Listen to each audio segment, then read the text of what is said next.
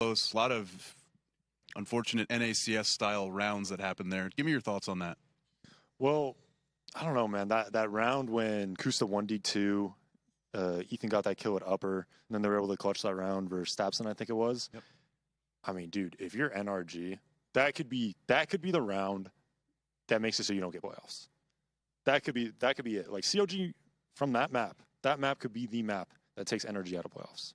I mean, you got to take that more seriously, man. Like, you got to be spotting. You got to not make that mistake. There's actually a lot of mistakes by Energy. That round, I know Lex was talking about it when they just walked up Cat in a 4v5. I believe it was when Energy had the advantage and nobody spotted and they got right into the site. Just some boneheaded plays by NRG, honestly. And COG played some. I don't want to take credit away from COG. COG played some really good CS.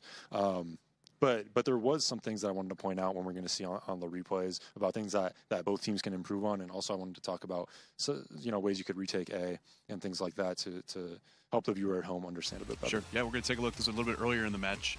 This is the sixth round. And we talked about this. Tapson does the same thing basically every round, and it seemed to get, there was several times that he caught Kustov that way. He's going to jump up and he's going to take down Cutler just like that. It's a 5v3 advantage, and and then Gabi's going to lurk around from ladder room, gets another kill. Very, very clean, easy round. And this was, I think, maybe one of the few, or the last rounds, gun rounds, that Energy was able to win. CLG had some really good retakes at that A-bomb site. Yeah, I wanted to talk about those retakes, but right there we see Tapson coming through Connector, and Hayes was actually struggling a lot in Connector. He needs to go back and watch this, because when he was playing Connector, I know CLG won the match, but it's something that he could definitely learn from. And he was kind of playing the halvesies CS, okay? In Counter-Strike, very rarely is it good to be going halfway in and out. He'd go Connector and he'd peek somebody, take like 3 shots and run away. That Connector from the bottom of the stairs to getting back to safety around your own stairs or towards jungle is a lot longer than you think. Somebody can come up underpass, they can kill you. Somebody can go push towards catwalk and kill you really, really easily. When he's in Connector like that, either commit or don't commit. That halvesies type of way where you're peeking, the smoke's dissipating, you shoot 2 bullets and you run away, you're going to get caught more often than not. Commit to the kill or don't commit at all. Yeah, and it's actually one of the harder. I think Crims was an amazing player at that position. Definitely a very difficult position. Who one of your teammates played that? Was that a spot Brax played, or? We actually vetoed Mirage at the time. Oh, okay. Yeah, well, just don't play the map. We were just like, the Europeans were so far ahead, and, yeah. Makes sense. We got another replay here from a little bit later on in the match. I think this is that round that we were talking about. So it starts with Kusta with a 1D. Literally it would start as a 5v2, and there's 2 players up, pistols and no armor, and it just goes south. Yeah, absolutely. I mean, that's pretty inexcusable when you're NRG and you're playing for a playoff spot there. And they're able to come up catwalk. Kusta, it's 2 incredible shots though. 3 incredible shots actually. After he gets the M4, he gets that kill as well. And now Tapson's in a really bad position. These are the rounds where when I'm Tapson, I'm literally like seething with rage right now. Like, why are you putting me in this spot? I'm trying to play smart CS, right. And I get put in a 1v2 on like such an important round. Oh my god. Yeah, but Energy actually got him back when Legia was under Balk in the 3v3 and gets those awesome 2 headshots. Played that perfectly. So there was both teams had rounds they should have won and should have lost that, the other team came NACS, right? Yeah. Yeah, that's what is the Bearsman saying? You never know. Yeah. In CS:GO, a wise man once said. Yeah, we saw Ethan really struggle, but he did close out. That was a huge 1v1. At one point in the match, he was like 4-20 or something like that. And then we were talking about how when that happens, you tell your team, like, if he's the last guy left, like, don't give him a kill. Can you explain why that is? Oh, I used to make a game out of it, right? Like, if somebody's having a poor game, because a lot of the time what happens is if somebody's having a poor game and you're beating another team and that guy's alive and he's like 2-15 or something like that, right? A lot of the time he's sweating it, man. He's playing that round super like he wants those kills. And I would just be like, he's 2-15, don't give him a kill. Don't give him a kill. Play crossfires. Like, give him the most respect. Like, play like he is Forrest and he's 30-3 right now, And then that way, it's good because it obviously teaches your team discipline. But it's really good because that player, I'm telling you, he's not going to want to play your team next time around. And we see there, he finished 11-24. Yeah. I would actually say some of those 11 kills were critically important to CLG being able to take that. Oh, yeah. The kills he had on that round alone were probably worth the rest of his kills. And I wanted to ask that question specifically because there's some psychological warfare stories that DeBears just shared with us that I can't wait to share with the viewing audience. Like, it's in your head right now. Yeah, like 10 years later, when you guys hear this story, like, I'm psychologically like, I still can't believe that is a story that is real. The Bears, he's pure gold. I mean, just pure gold all the way around. And then going into this next map, talking about psychological warfare, your energy, you have a 5v2, it's close to the end of the map, you're feeling like, all right, we're probably going to win this. Let off the gas a little bit. Terrible rounds, few mistakes. You lose a close one against a team that I feel like there's a little bit of a rivalry starting to build there. What do you need to do now in this 10-minute break or so between map 1 and map 2? All right, well, right now they're pissed. Like 100%. I believe they live in a team house as well. They do. So they're probably outside right now. You know, Pete's smoking a cig. They're talking about it. Don't smoke, Pete. They're talking about it, but they got to just refocus and move past this. You know, right now they're like, you know what, we had that match, we should have won that match, and I guarantee you they're pissed right now. You know, going into this next match, they just got to forget about it. They got to be like, you know what, we're a better team than them. I do think Energy is a better team than them, even though COG beat them on LAN. I think like against the competition and overall, I think Energy is a better team, and they got to be like, you know what, we just got to get refocused. Like our playoff lines are on the line. We got to just move past this. Something that I'm terrible at, by the way. I was just going to ask. Yeah, I'm terrible at it. So if don't it was ask me. If it was you and you guys just lost a close match like that, how, like 1 through 10, how triggered, and then how much of an ass chewing do you give your teammates?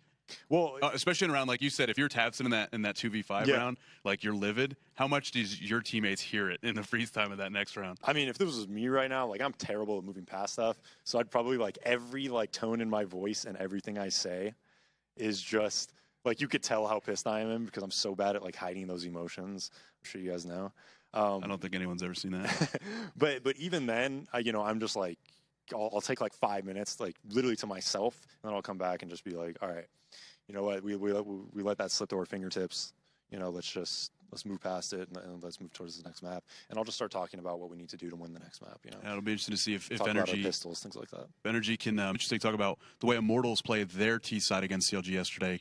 Talk us through how different that was versus the way Energy played their T side today. Yeah, so Energy, you know, they played a much more slower pace style. We saw them take control of those A-halls constantly. You know, they didn't just brute force anything like Immortals did, you know, that we saw yesterday. And they, you know, a lot of it almost seems like it came down to respect almost, you know. But that's just Energy's play style compared to Immortals. Immortals sometimes will just, you know, just run you over like we saw. Yeah, there's definitely... I mean, yesterday we joked that the freeze times were faster than some of the rounds. Definitely not the case in that first half there. As we take a look at and I was happy to see that because we got to see some of CLG stuff. You know, I saw some cool setups at the A-halls with Hazed and Cutler, even though he didn't have a particularly good performance this game. But yeah, in this replay, this was the Tech 9 round running that middle 14-5. And we talked a little bit about a similar round to this. It wasn't exactly this round, but the importance when you have a player like Peter was kind of trapped there in the site. And we talked about the concept of playing the percentages. Talk us through the importance of, before the bomb gets planted at A, there was a round where, I think it was it Ethan?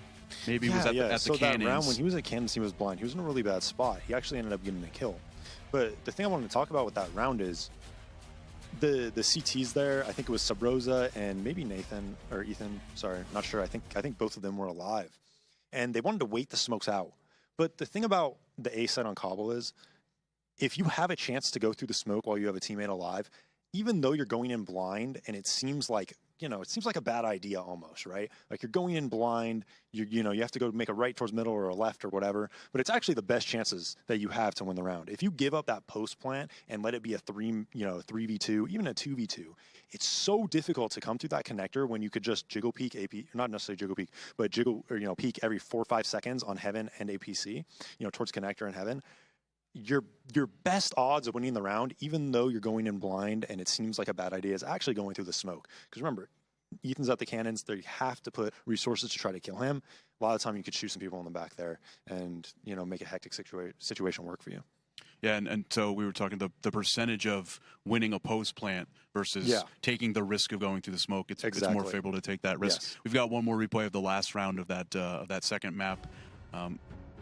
Great job of Fugly getting this kill, holding holes control. It's such a difficult kill while he comes through that smoke in that 1x1 doorway. That's the not the risk reward of going through smoke. We talked about when it makes sense on a map like this. I almost guarantee they probably thought Pete was the only one there because a lot of times he solos those A-halls, and that was probably like a read they made.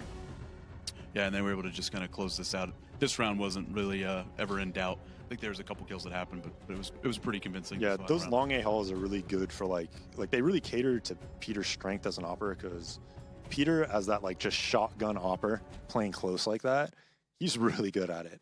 You know, like even if there's a smoke up, he's just shotgun opping like super close. That's like one of his strengths as an opper, and also taking risks and good risks. You know, he's not afraid to play risky, and a lot of the time he gets away with it really well. And if he's at those A-halls and he's, you know, playing close, he could play for information. He could re-aggress after they take control. It really does cater to his strengths a lot as an opera. And I think that's one of the reasons that energy is pretty damn good on Mirage. Or sorry, Cobble.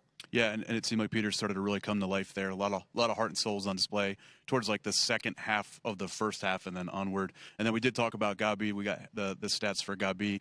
Big performance. He's not always like their heavy fragger. So when he does have that kind of a performance, it's usually rare, but an indicator that like they'll probably win if Gabi's putting up 23 kills in a match. Yeah, like I bet the stats would be like if Gabi puts up, you know, 1.0 FBR, they're probably like undefeated or something, you know.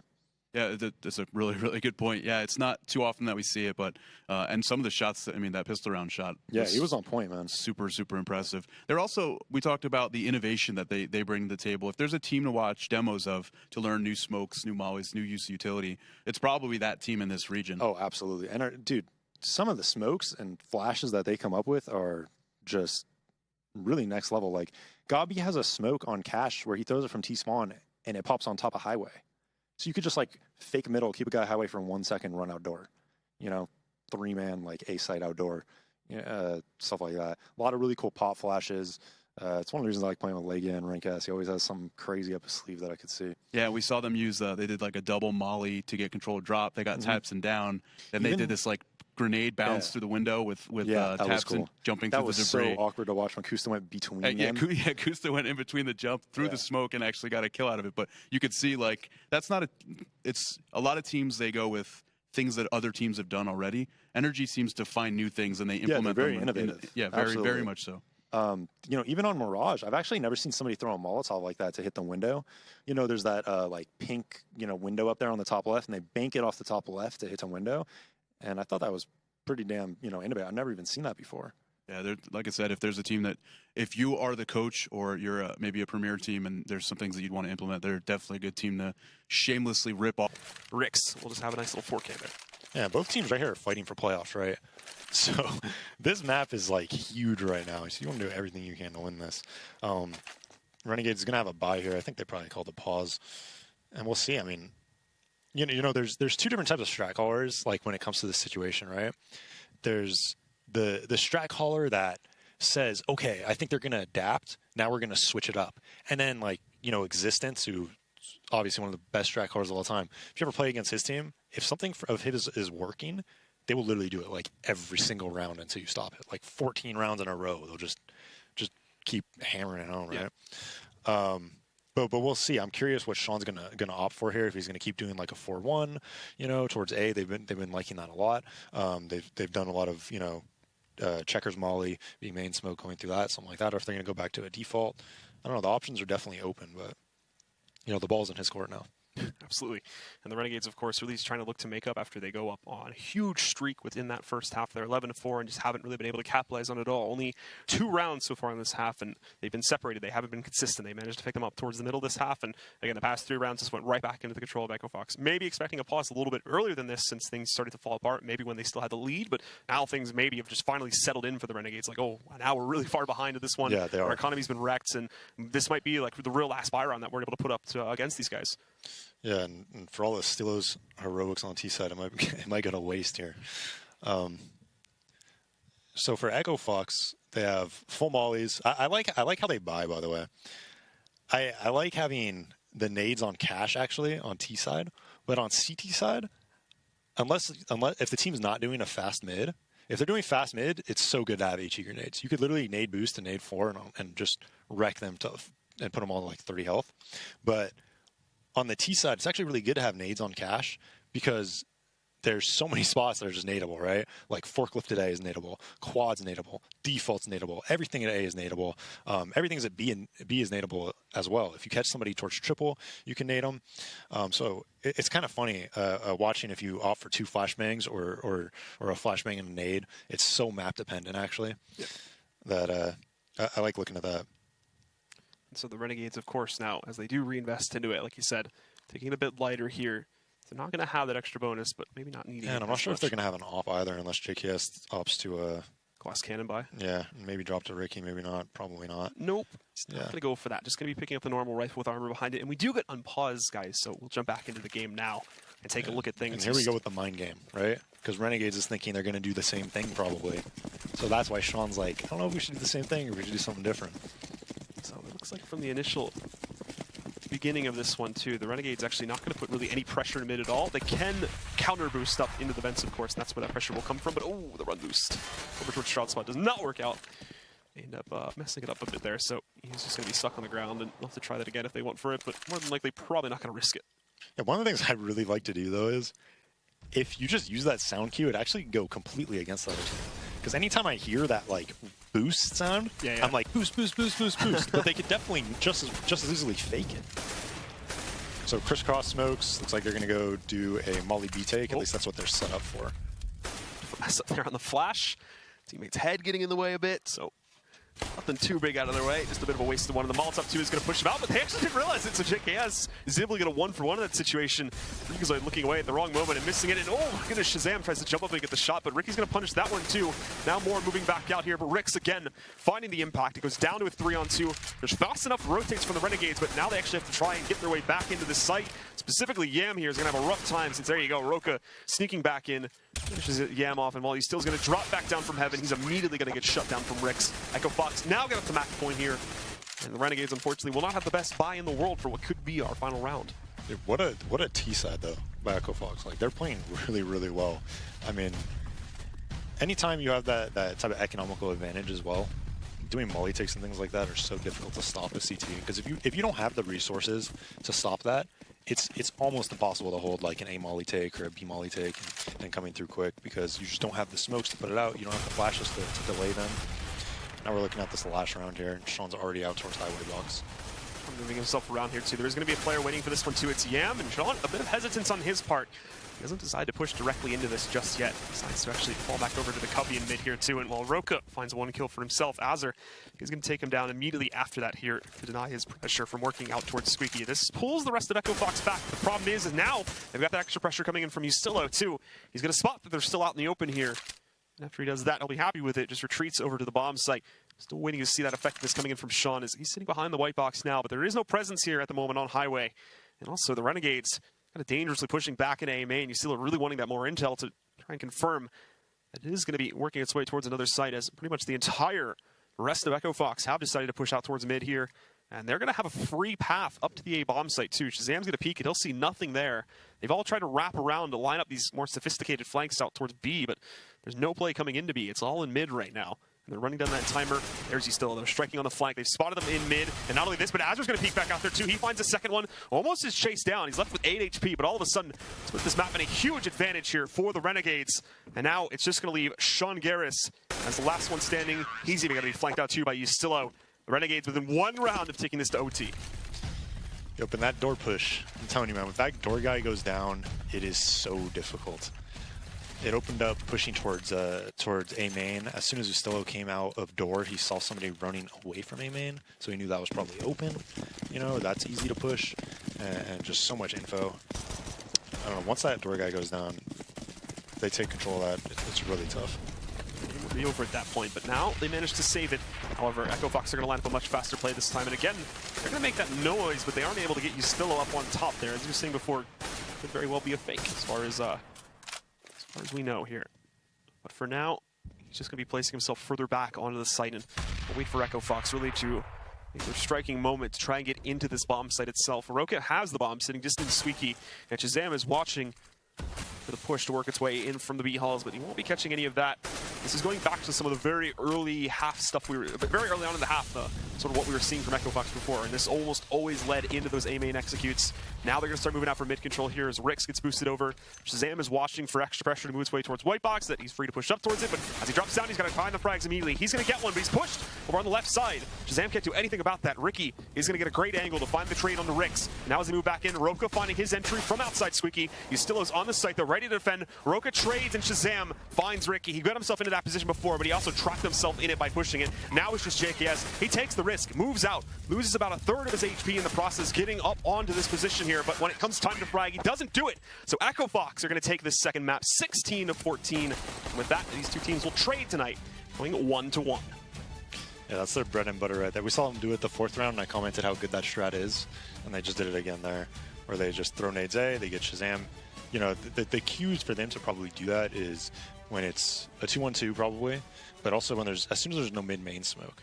You know, when the mid-main smoke dissipates, Shazam's able to go out there. He's able to op and cover Ronnie. He's able to go for highway freely, and it worked both times, like, beautifully. Like, that strat is really, really good and well thought out, for sure. Interesting piece of stats, by the way, for the Renegades now is although they do drop this map, of course, even though they started the season off 1-5, they've managed to go, I believe it's now at this point, I think it would be 9-2, since they would have been 10-1 if they managed to take that one. But still, an impressive turnaround nonetheless, and it's kept them very comfortably in the top 6 to be able to take this. But that is going to close things out for myself and Dazed for the evening, and we are going to send things back over to the analysis desk to close back out. Guys, take it away. Let us know your thoughts on that final.